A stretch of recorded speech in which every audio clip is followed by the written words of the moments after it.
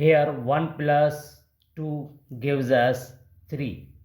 11 times 3 gives us 33. Now 33 divide 33 gives us 1. But this answer absolutely wrong, because according to order of operation, first we do parenthesis, then exponent, then multiplication or division, finally addition or subtraction. Remember that in multiplication and division have equal priority.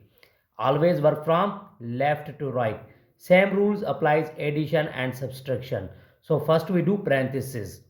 33 divide 11 times. Now 1 plus 2 gives us 3. Now here division and multiplication. We know that multiplication and division have equal priority. So first we do division. 33 over 11 times 3. Now 11 table use is 1 here and here is 3.